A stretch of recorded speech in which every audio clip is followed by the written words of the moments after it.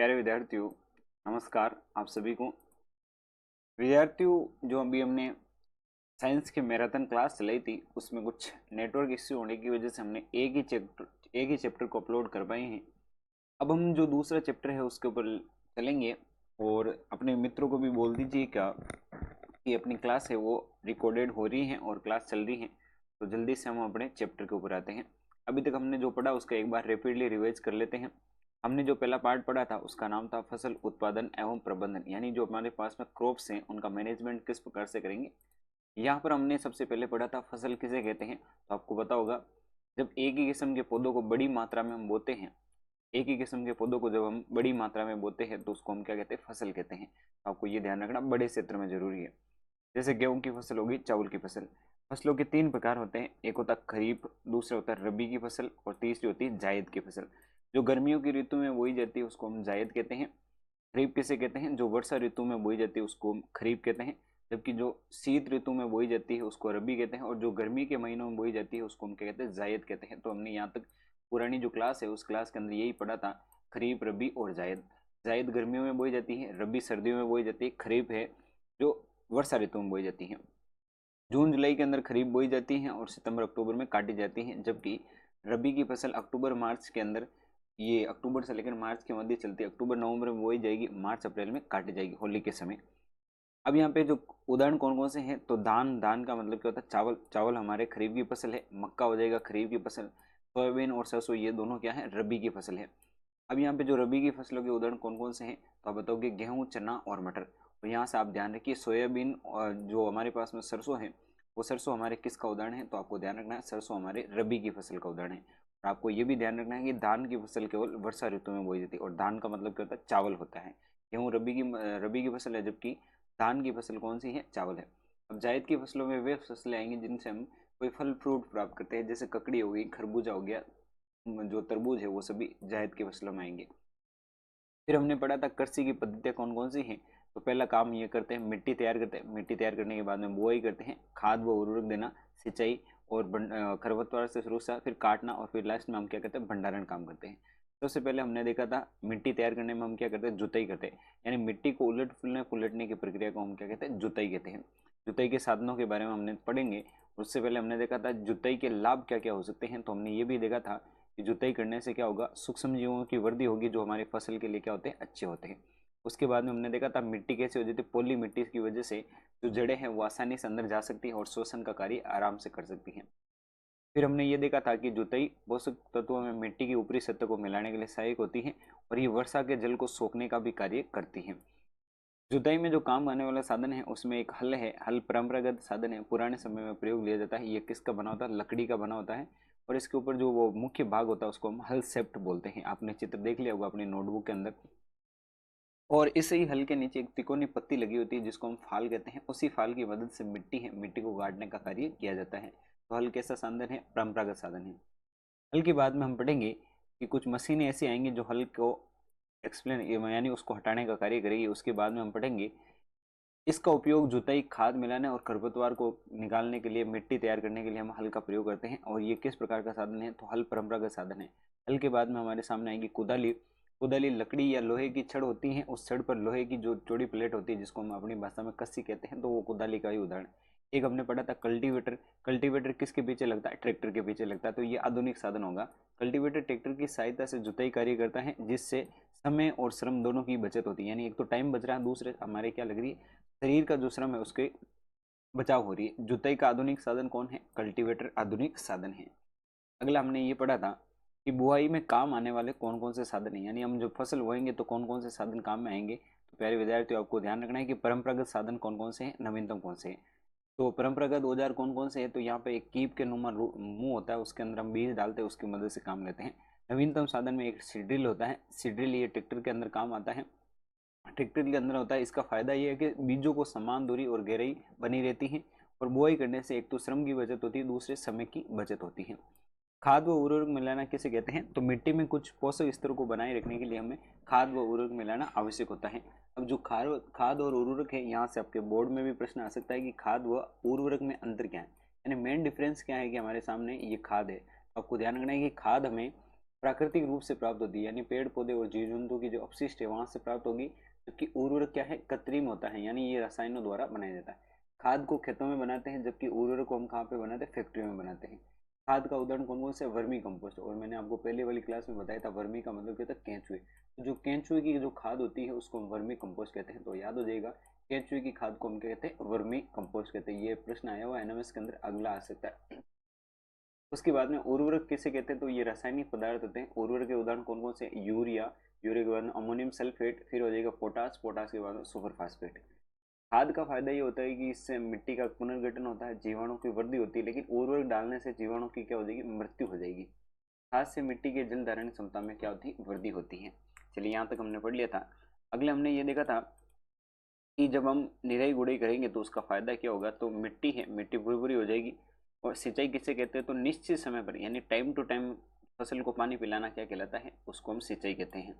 सिंचाई के लाभ क्या होते हैं, तो बीज की अंकुरण यानी बीज को खुलने के लिए क्या जरूरी है, सिंचाई जरूरी है।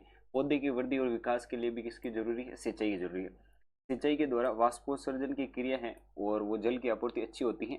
अब सिंचाई के जल के स्रोत कौन कौन से, यानी हमें सिंचाई कौन कौन से जल के स्रोतों से मिलती है, तो एक तो नदी से, तालाब से, कुएं, हैंडपंप, नहर, बांध, ये सभी इसके ये साधन हो जाएंगे।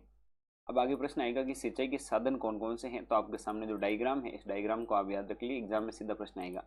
पारंपरिक साधन कौन कौन से हैं जिनको पुराने समय से प्रयोग में ले रहे हैं, जैसे गिरनी, चेन पंप, डेगली, रेहट, ये सब कौन से पारंपरिक साधन हैं। इनका उपयोग हम मवेशी और मजदूरों के द्वारा करते हैं। नवीनतम साधन में आपको ध्यान होगा फुहारा विधि, जिसको हम छिड़काव तंत्र कहते हैं। फुहारा विधि उन्हीं क्षेत्रों में काम आती है जहाँ पर जमीन क्या होती है, समतल नहीं होती, यानी उबड़ खाबड़ जमीन के लिए फुहारा सिस्टम अच्छा है। और ये लॉन और कॉफी की खेती के लिए भी अच्छा होता है। बूंद बूंद सिंचाई, जिसको हम ड्रिप तंत्र कहते हैं, बूंद बूंद सिंचाई कौन से क्षेत्र के लिए आवश्यक है, ये समतल भूमि के लिए आवश्यक है। और ये हमेशा उन क्षेत्रों में रहेगा जहाँ पर जल की कमी होगी, यानी जल की कमी वाले क्षेत्रों में हम क्या करेंगे, बूंद बूंद सिंचाई करेंगे। जहाँ पर जल ज्यादा हो वहाँ पर छिड़काव तंत्र करेंगे।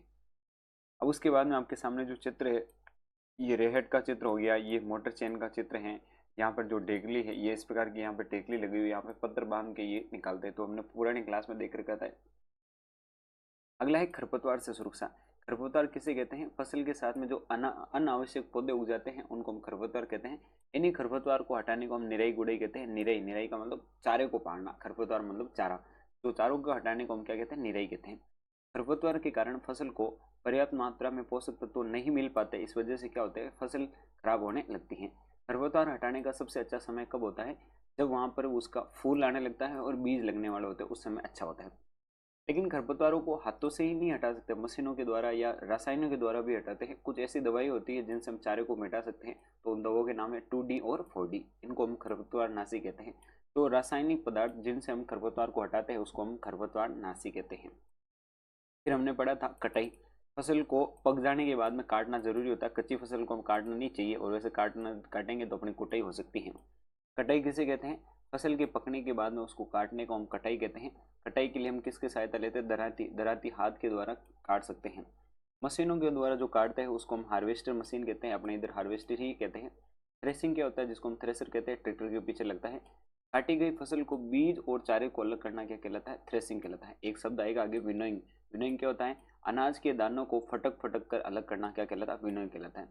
अब हमारे सामने हमने फसल काट ली, तो उसके बीज को रखने के लिए हमारे पास में कुछ होना चाहिए, तो उसको हम भंडारण कहते हैं, स्टोरेज कहते हैं। किसान फसल उत्पाद का भंडारण जूट के बोरे, यानी जो जूट की फसल होती है उसके बोरे बनाए जाते हैं, जिनको टाट कहते हैं, और धातु के बड़े पात्रों में करते हैं। बीजों को बड़े पैमाने पर साइलों में रखते हैं। साइलों का मतलब बड़े बड़े जो लोहे के जो बड़े बड़े स्टैंड टाइप में ऐसे ऐसे कोटियां होती है, उन कोटियों को हम कहते हैं साइले कहते हैं, और इनको भंडार गृह में रखा जाता है। आगे आज की क्लास है जिसको हम शुरुआत कर रहे हैं, यहीं से अपनी क्लास है। पहले बीच में इंटरनेट के इश्यू के कारण हमने आधी ही क्लास ली थी, अब यहाँ से हम अपनी क्लास है उसको विधिवत कर रहे हैं, हमने रिवाइज भी कर लिया है। पाठ का नाम है सूक्ष्म जीव, यानी वे जीव जिनको हम खुली आंखों से नहीं देख सकते। सूक्ष्म का मतलब होता है छोटे जीव। छोटे जीव जो हमारे लिए मित्र भी होते हैं और शत्रु भी होते हैं। मित्र और शत्रु दोनों कैसे हैं, कुछ जीव ऐसे होते हैं जो हमारे लिए फायदेमंद होते हैं, जैसे आपने दही का नाम सुनोगा। दही के अंदर एक लैक्टोबैसिलस नाम का जीवाणु होता है, किसके अंदर, दही के अंदर। अगर वो लैक्टोबैसिलस नहीं होता तो हम दूध से दही नहीं बना सकते थे, तो ये हमारे लिए फायदेमंद है।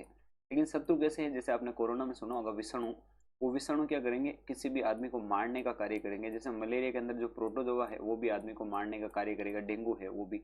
तो कुछ तो हमारे मित्र होते हैं, कुछ हमारे शत्रु होते हैं, दोनों प्रकार के होते हैं। जैसे ब्रेड है, ब्रेड को फुलाने के लिए भी हमें सूक्ष्म जीव की आवश्यकता होती है, तो कुछ मित्र हो सकते हैं, कुछ शत्रु हो सकते हैं। अब अगले पार्ट के ऊपर चलते हैं। अगले पार्ट में सिर्फ और सिर्फ आपके सामने नोट्स हैं, इन नोट्स को आप एक दो बार रिवाइज करोगे, आपके काम हो जाएगा। देखिए विद्यार्थियों, आपको समझना पड़ेगा सूक्ष्म जीव किसे कहते हैं। तो ये ऐसे जीव जिनको हम आंखों द्वारा देख नहीं सकते हैं, उनको देखने के लिए किसी यंत्र की आवश्यकता होती है, उसे हम सूक्ष्म जीव कहते हैं। यानी सूक्ष्म मतलब छोटे जीव, यानी ऐसे जीव जिनको आंखों से नहीं देख सकते हैं, देखने के लिए यंत्र की आवश्यकता होती है, उसको हम सूक्ष्म जीव कहते हैं। जैसे कवक का उदाहरण, जैसे हम कोई रोटी है, रोटी को बाहर खुले वातावरण में छोड़ देंगे तो 2-3 दिन बाद में उसके ऊपर हरी लगने लगती है, उसको हम कवक कहते हैं।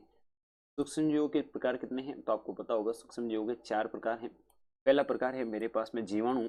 जीवाणु को अंग्रेजी में बैक्टीरिया कहा जाता है, तो आपको दोनों नाम भी याद कर लेना। बैक्टीरिया किसका नाम है, जीवाणु का। तो आपको ये भी लिख देना अपने नोटबुक के अंदर कि जीवाणु को बैक्टीरिया कहते हैं, BACTERIA। बैक्टीरिया किसका उदाहरण है, जीवाणु को ही बैक्टीरिया कहते हैं। तो आपको पता चल गया होगा बैक्टीरिया मतलब क्या, जीवाणु। दूसरा था कवक, जो हमने देखा था रोटियों के ऊपर या ब्रेड के ऊपर लग रही है। तीसरा था प्रोटोजोआ। प्रोटोजोआ को हिंदी में हम कहते हैं परजीवी, यानी ऐसे जीव जो दूसरे पर जीवित होते हैं उनको कहते हैं परजीवी। पर का मतलब होता है दूसरा, जीव का मतलब जीव। ऐसे जीव जो दूसरे पर जीते हैं उनको परजीवी या प्रोटोजोआ कहते हैं प्रोटोजोआ। एक हो जाएगा हमारे पास में शैवाल।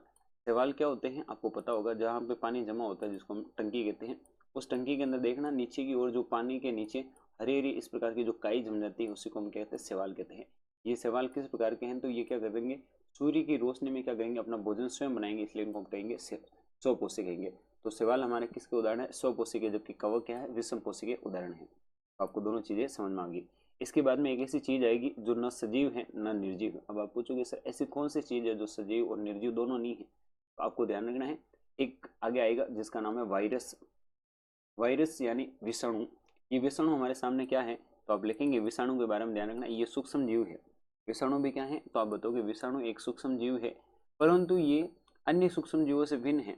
ये परपोषी में गुणन करते हैं। परपोषी का मतलब ऐसे जीव जो दूसरों में पोषण करते हैं, यानी जीवाणु पौधे या जंतु कोशिका में गुणन का कार्य करेंगे। ध्यान रखना, जब ये शरीर के बाहर होते तब मरे हुए होते हैं, मृत जीवी होते हैं, लेकिन ये शरीर के अंदर घुसते ही ये क्या करेंगे, सजीव बैक्टीरिया के जैसे कार्य करेंगे। जैसे आपने कोरोना के समय वायरस का नाम सुना, पोलियो वायरस, कोरोनिया। तो एक हमारे सामने एच आई वी का फुल फॉर्म भी पूछा जाता है, तो क्या बताओगे, ह्यूमन इम्यूनो वायरस। और एक TMV हो गया, एक पोलियो वायरस है, पोलियो के बाद में खसरा भी एक तरह का वायरस है। तो ये सभी वायरस के उदाहरण है। वायरस मतलब विषाणु, विष का अणु। अब आपके सामने जो ये सूक्ष्म जीवों के चित्र दिख रहे हैं, इन चित्रों को एक बार देख लीजिए और अब आपको समझ में आ जाएगा कि कौन कौन से हमारे सामने सूक्ष्म जीव है। इन सूक्ष्म जीवों में आपको ध्यान रखना है, एक हमारे सामने अमीबा है। अमीबा में ध्यान रखना कि अमीबा एक एकल कोशिकीय जीव है। एकल कोशिकीय जीव किसे कहेंगे, ऐसे जीव जिनमें एक ही कोशिका पाई जाती है उसे हम कहते हैं एकल कोशिकीय जीव। क्या कहते हैं, एकल कोशिकीय जीव। तो आपको ध्यान रखना, अमीबा और पैरामीशियम क्या है, एकल कोशिकीय जीव, यानी इसके अंदर कितनी कोशिका पाई जाएगी, एक कोशिका। उसके बाद में ये वायरस भैया है जिसको हम विषाणु कहते हैं, ये वायरस हो जाएगा, वायरस विषाणु। ये हमारे सामने कवक है, जो आपने देखा वो बारिश के समय लगता है, उसको कवक कहते हैं। और जो पानी के अंदर जो हरी हरी होती है उसको हम शैवाल कहते हैं। और आपने देखा होगा कुछ ऐसी फसलें होती हैं जिनके ऊपर दाल लगती है, दाने लगते हैं। फलीदार पौधों की जड़ों के अंदर यहाँ पर कुछ गांठें पाई जाती है। आप में से जो किसान परिवार के हैं उनको पता होगा, जहाँ पर चना और मूंग की जो फसल होती है उसके नीचे गांठें पाई जाती है। ये गांठें क्यों फायदेमंद है, तो आपको पता होगा, इनकी जड़ों के अंदर जो छोटी छोटी गुल्लिकाएं पाई जाती है, ये नाइट्रोजन को स्थिरीकरण करने का कार्य करेगी, यानी नाइट्रोजन को बदलने का कार्य करेंगे, नाइट्रेट में बदलने का कार्य करेंगे। इसलिए इंसानों के लिए सबसे उपयोगी हो जाएगी ये दलहनी फसलें। अब आपको ध्यान रखना है, जो वायरस है, वायरस के बारे में ध्यान रखना है। वायरस सजीव और निर्जीव के मध्य योजक कड़ी है। वायरस के बारे में मैंने आपको पहले भी बता रखा है कि वायरस ना तो सजीव है ना ही निर्जीव है। इन दोनों के बीच की कड़ी कौन है, जिसको हम वायरस कहते हैं। तो वायरस क्या है, सजीव और निर्जीव के बीच की कड़ी है। वायरस के बाद में हमारे सामने बैक्टीरिया है। बैक्टीरिया को हम क्या कहते हैं, जीवाणु कहते हैं, जीव का अणु जिसमें जीव पाया जाता है। जीवाणु एक कोशिकीय सूक्ष्म जीव है। जीवाणु के उदाहरण क्या है, ई कोलाई है, जैसे ये मानव शरीर में आंत में पाई जाती है, ई कोलाइन, कोलोन हो जाएगा। फिर हो जाएगा लेक्टोबेसिलस। याद रखना, लेक्टोबेसिलस जीवाणु किस में पाया जाता है, दही में पाया जाता है। दूध से दही किसकी वजह से बनता है, लेक्टोबेसिलस की वजह से बनता है। तो दोनों चीजें याद रख लीजिए। लेक्टोबेसिलस किस में बनेगा, तो बताएंगे दूध का दही में बदलने के लिए कौन सा जीवाणु जरूरी होता है, लेक्टोबेसिलस। अगर ये लेक्टोबेसिलस जीवाणु हमारे सामने नहीं होता तो दूध से दही बना पाते, नहीं बना पाते। उसके बाद में हमारे सामने कवक है। कवक को हम फफूंद या फंगस भी कहते हैं, फफूंद या फंगस कहते हैं। कवक क्या होता है, तो एक कोशिकीय जीव होता है और ये बहुकोशिकीय दोनों रूपों में पा सकते हैं। कवक के बारे में ध्यान रखना, किसी शरीर के अंदर अपने दांत खुजली होती है वो कवक की वजह से ही होती है। मशरूम है, मशरूम भी किसका उदाहरण है, कवक का उदाहरण। मशरूम का मतलब जिसको अपने भाषा में अपन कहते हैं सांप की छतरी, तो सांप की छतरी है उसको हम मशरूम के रूप में जानते हैं, उसी की सब्जी भी बनाते हैं। तो मशरूम एक तरह का कवक है। उसके बाद में राइजोपस है, राइजोपस ये ब्रेड के अंदर प्रयोग में लिया जाता है जिसका नाम है राइजोपस। प्रोटोजोआ जिसको हम परजीवी कहते हैं, प्रोटोजोआ भी एक तरह का एक कोशिकीय जीव है। प्रोटोजोआ के उदाहरण कौन कौन से है, तो बताएंगे अमीबा और पैरामीशियम है, ये प्रोटोजोआ के उदाहरण है। कौन कौन से, अमीबा और पैरामीशियम। और आपको प्रश्न भी पूछा जा सकता है कि एक कोशिकीय जीव कौन कौन से हैं, तो आपको ध्यान रखना कि अमीबा और पैरामीशियम एक कोशिकीय जीव है। उसके बाद में सेवाल, सेवाल के कारण, सेवाल में क्या उपस्थित होता है, तो बताएंगे सेवाल के अंदर भैया क्लोरोफिल उपस्थित होता है, जबकि कवक के अंदर क्लोरोफिल उपस्थित नहीं होता। आगे प्रश्न भी आया था 2025 के अंदर, लाइकेन का प्रश्न आया था। देखिए विद्यार्थियों, सेवाल अपने लिए इंपॉर्टेंट है। क्यों इंपॉर्टेंट है, शैवाल की उपस्थिति के कारण नदी और तालाबों का जो पानी होता है हरा दिखाई देता है। अब ये जो हरा दिखाई देने की वजह से मेन कारण क्या होता है, इसके अंदर क्लोरोफिल पाया जाता है। क्या पाया जाता है, क्लोरोफिल। और आपको ये भी पता होगा कि पौधों की पत्तियों का रंग किसकी वजह से हरा होता है, तो बताएंगे क्लोरोफिल के। क्या लिखेंगे हम अपनी नोटबुक के अंदर, लिखिए क्लोरोफिल। इसके अंदर क्लोरोफिल पाए जाने की वजह से क्या होगा कि इसकी जो रंग है, रंग हरा होगा। हरा होने की वजह से नदी और तालाब है अपने को हरे दिखाई देते हैं। याद हो जाएगा। एक आपको ध्यान रखना है कि कवक और शैवाल के मिलने से लाइकेन का निर्माण होता है। ये 2024 में प्रश्न आया था, आपकी बार वापस आ सकता है। लाइकेन का निर्माण किन से होता है, तो आपको ये भी लिख लेना अपनी नोटबुक के अंदर।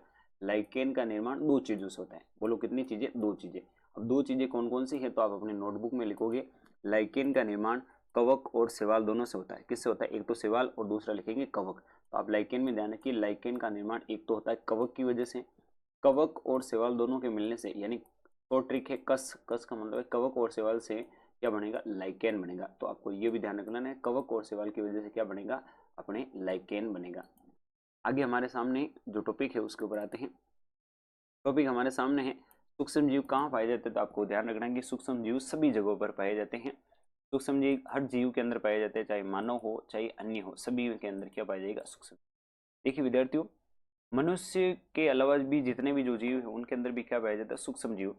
कुछ सूक्ष्म जीव अकेले पाए जाते हैं, जैसे अमीबा, अमीबा एक कोशिकीय के जीव है तो ये अकेला पाया जाएगा। कुछ सूक्ष्म जीव ऐसे होते हैं जो ग्रुप के अंदर पाए जाते हैं, जैसे कवक हो गया, जीवाणु हो गया, ये क्या करेंगे, ग्रुप के अंदर पाए जाते हैं। कुछ जीव ऐसे होते हैं जैसे दूध, दही, ब्रेड, केक आदि को बनाने के लिए हम सूक्ष्म जीवों का उपयोग करते हैं। दूध से दही बनाने के लिए, ब्रेड बनाने के लिए, केक के बनाने के लिए सूक्ष्म जीव का प्रयोग करते हैं। आपने एक लेक्टोबैसिलस का नाम सुना होगा, लेक्टोबैसिलस की वजह से क्या करते हैं, दूध से दही बनती है। तो आपको यह भी ध्यान रखना है, लेक्टोबैसिलस जीवाणु की वजह से, विषाणु करके मत आ जाना, विषाणु तो विष काणु होता है, जहर होता है। लेक्टोबैसिलस जीवाणु की वजह से दूध से दही बनाते हैं।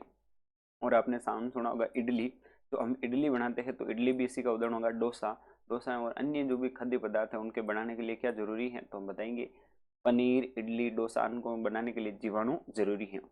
ये जो ईस्ट पाया जाता है, ईस्ट, ईस्ट का उपयोग हम क्या करेंगे, खमीर उठाने के लिए करते हैं। जो अपना मैदा होता है, मैदे को उठाने के लिए हम प्रयोग करते हैं। खमीर का मतलब मैदा होता है। तो ब्रेड, पेस्ट्री, केक, इन सब के लिए हम किसका प्रयोग करते हैं, यीस्ट का उपयोग करते हैं। तो कुछ सूक्ष्म जीव ऐसे होते हैं जो हमारे लिए फ्रेंडली होते हैं, इसलिए इनको हम क्या कहते हैं, मित्र कहते हैं। क्यों कहते हैं, जैसे अगर ये लेक्टोबैसिलस नहीं पाया जाता तो हम दूध से दही कैसे बनाते, या फिर ये जीवाणु नहीं पाते तो हम इडली, डोसा इनका निर्माण कैसे करते, या फिर ईस्ट नहीं होता तो ईस्ट नहीं होता तो हम क्या करेंगे, खमीर यानी मैदे को कैसे उठाते, और ब्रेड, पेस्ट्री इनका निर्माण हम कैसे करते हैं। अब सूक्ष्म जीव है, हम सूक्ष्म जीवों के बारे में जान लेते हैं, जहां से प्रश्न अक्सर पूछे जाते हैं। सूक्ष्म जीवों का वाणिज्यिक उपयोग, सूक्ष्म जीवों का बड़े स्तरों पर पैसे कमाने के लिए उपयोग किया जाता है। सूक्ष्म जीवों में किण्वन की प्रक्रिया होती है। किण्वन के द्वारा हम क्या बनाते हैं, शराब बनाते हैं। एल्कोहल मतलब शराब हो जाएगा, एल्कोहल, शराब। एसिटिक एसिड का उत्पादन किया जाता है। एसिटिक एसिड का सूत्र क्या होता है, तो आपको ध्यान रखिए, ये एसिटिक एसिड आगे हम लिखेंगे इसके बारे में। किण्वन है जिसको हम फर्मेंटेशन कहते हैं, ये क्या करेगा, शक्कर को ईस्ट पाउडर में मिलाने की वजह से क्या होगा, एल्कोहल का निर्माण होगा। तो आपको ध्यान रखना है कि ये किण्वन की खोज किसने की थी, यहाँ से प्रश्न आपकी बार आ सकता है कि किण्वन की खोज किसने की। तो प्यारे विद्यार्थियों, आपको पता होगा कि जब हमने पढ़ा था तो हमने ये भी देखा कि किण्वन की खोज किसने की थी, लुई पास्टर ने किया। तो आपको याद हो जाएगा किण्वन की खोज किसने की थी, लुई पास्टर ने की थी। अब जो ये किण्वन है, इस किण्वन का उपयोग कहाँ कहाँ पे किया था, ये तो याद हो गया। किण्वन की खोज किसने की, लुई पास्टर ने की थी। जो का मतलब गुज्जी, जिसको अपनी भाषा में गुज्जी कहते हैं, जो गेहूँ, चावल, फलों के रस में प्राकृतिक जो शक्कर होती है, यानी इन चावल के अंदर, गेहूं के अंदर, गन्ने के अंदर जो फसल होती है, उस फसल का अल्कोहल के रूप में या शराब उत्पादन में काम में लिया जाता है। लेकिन कुछ सूक्ष्म जीव ऐसे हैं, उन सूक्ष्म जीवों का उपयोग करके हम दवाओं के रूप में भी प्रयोग लेते हैं। कुछ सूक्ष्म जीवों का उपयोग हम दवाओं के रूप में भी लेते हैं। किस प्रकार से लेते हैं उसके बारे में हम देखेंगे। अब यहाँ पर जो हमारे सामने हैं उनको एक बार देख लेते हैं। हमने ये भी देखा था कि यहाँ से प्रश्न हैं जो सीधे पूछे जाते हैं, तो इनको आप ध्यान रखिए। देखिए, यहाँ से प्रश्न पूछे जा सकते हैं कि सूक्ष्म जीवों में औषधियों के रूप में किस प्रकार का उपयोग लिया जाता है, तो आपको ये भी चीज़ याद रखनी है। देखिए विद्यार्थियों, जब भी कभी सूक्ष्म जीवों की बात है तो आपको ध्यान रखना कि सूक्ष्म जीव न केवल अपने लिए नुकसानदेही होते हैं बल्कि फायदेमंद भी होते हैं। जैसे दवाई, औषधि या बीमारी को नष्ट करने के लिए हम सूक्ष्म जीवों का उपयोग करते हैं। जैसे औषधि बनाने में प्रतिजैविक एंटीबायोटिक जो दवाई होती है उनका उपयोग करते हैं, जिनको हम एंटीबायोटिक कहते हैं। जब भी कभी हम बीमार पड़ते हैं तो हम क्या करते हैं, एंटीबायोटिक की जो दवाई है वो ग्रहण करते हैं। जैसे स्ट्रेप्टोमाइसिन, पेनिसिलिन, इनका उपयोग हम दर्द निवारक दवाओं के रूप में करते हैं। इन्हें कवक और जीवाणु के द्वारा उत्पादित किया जाता है। तो अगर सूक्ष्म जीव नहीं होता तो हम दवाई कैसे बनाते हैं, ठीक है। अगले टॉपिक के ऊपर चलते हैं। अगले टॉपिक में एक भैया है, एक वैज्ञानिक भैया है जिनका नाम है अलेक्जेंडर फ्लेमिंग। क्या नाम है, अलेक्जेंडर फ्लेमिंग। अलेक्जेंडर फ्लेमिंग ने, इन्होंने 1929 में पेनिसिलिन की खोज की थी। अब आप पूछोगे सर ये पेनिसिलिन क्या है, तो आपको ध्यान रखना, आगे हम पढ़ेंगे इसका टीका होता है। अलेक्जेंडर फ्लेमिंग ने पेनिसिलिन की खोज की थी और इसका जो टीका होता है तो बताएंगे, मृत या जो निष्क्रिय सूक्ष्म जीव होते हैं, सूक्ष्म जीव को स्वस्थ व्यक्ति के शरीर में प्रवेश कराने पर शरीर की कोशिकाएं उसके हिसाब से एंटीबॉडी का निर्माण करती हैं। मान लीजिए मेरे सामने कोई ये व्यक्ति है, इस व्यक्ति के अंदर कोई बीमारी है, उस बीमारी का अणु मैं पहले से डाल दूंगा तो बाहर से जब भी कभी बीमारी आएगी तो ये शरीर सोचेगा ये तो मेरा दोस्त थी, इसको क्यों बीमार करूं। तो ये एंटीबॉडी रोग कारक को नष्ट कर देती है। प्रतिरक्षा हमेशा शरीर के अंदर रहता है, सदा के लिए शरीर की रक्षा करता है और इसी वजह से वैक्सीन या टीके लगाए जाते हैं। जैसे कौन कौन सा है, तो हैजा हो गया, से हो गया, से का मतलब टीबी हो गया, टीबी के बाद में चेचक, हेपेटाइटिस, कोरोना, पोलियो आदि के टीके लगाए जाते हैं। आपको पता होगा कोरोना का टीका किस प्रकार से लगाया जाता था, तो आपको पता होगा कि किसी व्यक्ति के अंदर क्या करेंगे, पहले ही हम सूक्ष्म जीवों को अंदर डाल देंगे, तो अंदर डाल देंगे तो बाहर से सूक्ष्म जीव आएगा, वो सोचेगा ये मेरा मेरा भाई है, इसको क्यों काटूं। अब मिट्टी में उर्वरता वृद्धि के लिए हमने देखा था कुछ पौधे ऐसे होते हैं जिनकी जड़ों के अंदर लेग्यूमिनस नाम की जो जड़ें पाई जाती हैं, कुछ जीवाणु व नील हरित सवाल वायुमंडलीय नाइट्रोजन को, यानी वायुमंडल में जो नाइट्रोजन, आपको पता होगा वायुमंडल में सबसे अधिक मात्रा में कौन सी गैस पाई जाती है, नाइट्रोजन। उस नाइट्रोजन के स्थिरीकरण के लिए ये नाइट्रोजन की मात्रा बढ़ती है और उर्वरता में वृद्धि होती है। इसी को हम जैविक नाइट्रोजन स्थिरीकरण कहते हैं। यानी जैविक विधियों के द्वारा नाइट्रोजन को स्थिरित करके ये नाइट्रेट में बदलेंगे, जैसे साइनोबैक्टीरिया हो गया। सूक्ष्म जीवों के द्वारा पर्यावरण का शुद्धिकरण किया जाता है। तो अच्छी बात है कि सूक्ष्म जीवों के द्वारा हम क्या करते हैं, जो हमारे पर्यावरण है उसको क्लियर करने का कार्य करते हैं। अब उसके बाद में कुछ सूक्ष्म जीव ऐसे होते हैं जो हानिकारक होते हैं। सभी चीजों के दो पहलू होते हैं, कुछ चीज अच्छी होती है, कुछ बराबर होती है। अब रोग कारक सूक्ष्म जीव क्या होते हैं, रोग कारक वे होंगे वे सूक्ष्म जीव जो श्वास, पेयजल द्वारा शरीर के अंदर प्रवेश करते हैं। यानी कुछ सूक्ष्म जीव ऐसे हैं जो पानी के अंदर भोजन के द्वारा अपने शरीर के अंदर चले आ जाएंगे, तो ये नुकसानदेही है हमारे लिए। तो नुकसानदेही सूक्ष्म जीवों के बारे में हम पढ़ रहे हैं। सूक्ष्म जीवों द्वारा ऐसे रोग जो एक संक्रमित व्यक्ति, संक्रमित का मतलब मान लीजिए किसी के अंदर बीमारी है, संक्रमित व्यक्ति से दूसरे व्यक्ति में वायु के द्वारा, भोजन के द्वारा और काई काई का मतलब शरीर को टच करने की वजह से संक्रमण होता है, उसको संचरणीय रोग कहते हैं। कुछ रोग ऐसे होते हैं जो एक व्यक्ति से दूसरे व्यक्ति में फैलते हैं। जैसे कोरोना है वो तो एक संक्रामक रोग ही था। जैसे सर्दी जुकाम है, तो सर्दी जुकाम भी किस प्रकार का है, संक्रामक रोग है। इसी वजह से अपने कहते हैं कि खांसते समय अपने को रुमाल रखना चाहिए। किसकी वजह से कहते हैं, क्योंकि ये संक्रामक है। अब आपको यहाँ पर जो मैं चीज़ पढ़ा रहा हूँ यहाँ से एनएमएस 2026 के अंदर प्रश्न आएगा, और मेरी इस बात को आप नोट कर लीजिए, एनएमएस 2026 के अंदर यहाँ से प्रश्न आएगा। प्यारे विद्यार्थियों इस बात को नोट कर लीजिए, आपके प्रश्न आएगा। क्या प्रश्न आएगा वो मैं आपको बता दूँ। एक मच्छरनी है, उस मच्छरनी का नाम है मादा एनाप्लिज। मादा का मतलब महिला। मच्छर के अंदर भी जो मच्छरनी पाई जाती है मादा एनाप्लिज मच्छर, ये इंसानों को काटेगी और ये क्या फैलाएगी, मलेरिया। प्रश्न आएगा कि मलेरिया किसकी वजह से होता है, तो बताएंगे परजीवी की वजह से होता है। और परजीवी को अंग्रेजी में क्या कहते हैं, प्लाज्मोडियम। तो मलेरिया किसकी वजह से होता है, प्लाज्मोडियम या प्रोटोजोआ की वजह से होता है। कौन से मच्छर की काटने की वजह से, तो आप कहोगे सर मच्छरनी है। कौन सी मच्छरनी है, मादा एनाप्लिज मच्छर। उसी तरह एक रोग होता है जिसको हम वायरस कहते हैं, डेंगू वायरस।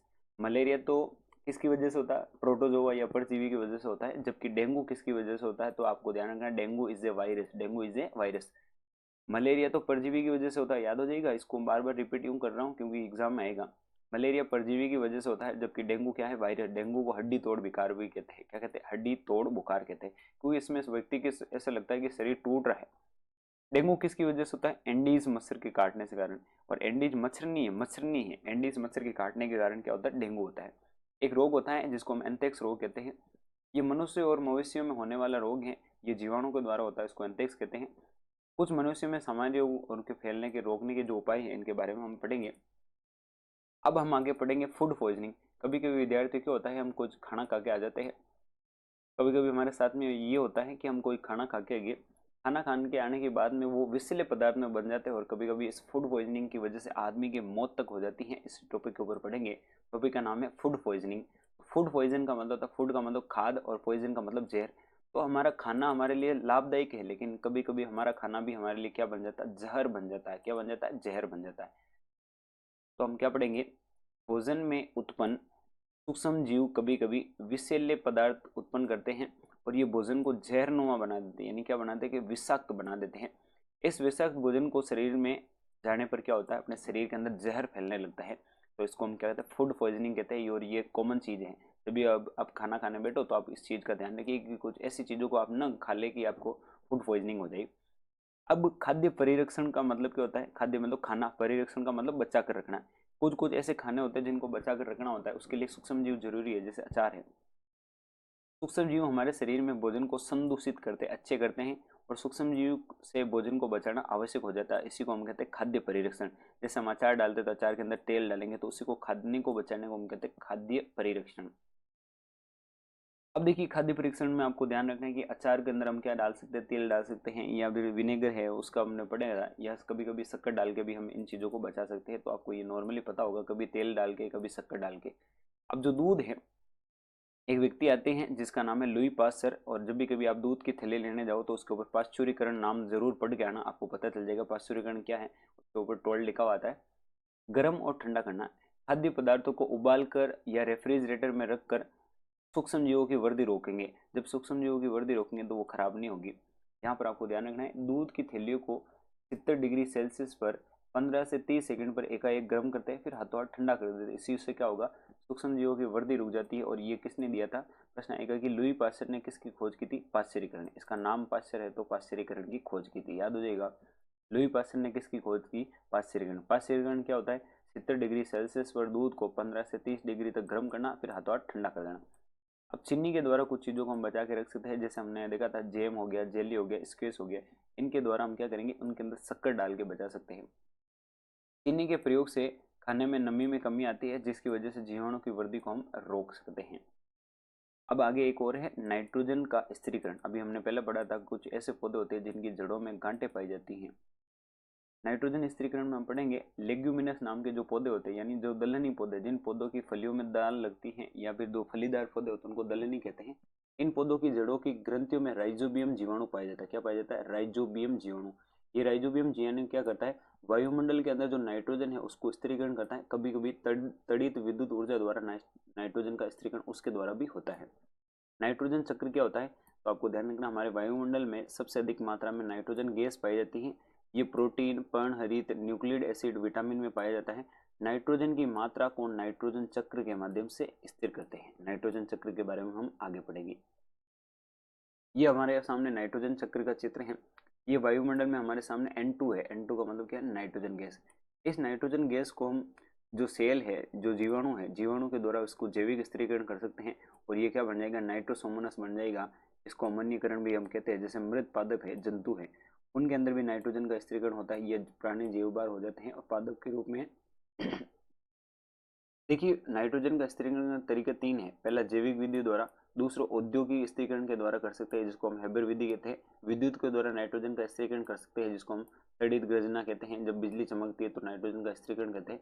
एक विनाइट्रीकरण होता है कि जो जीव है, मरे हुए पादप है, उनसे हम जैव बार ग्रहण करते हैं। फिर पादप है, पादप के द्वारा जो नाइट्रोजन है उसको अनुत्पादित किया जाता है, उसको विनाइट्रीकरण कहते हैं।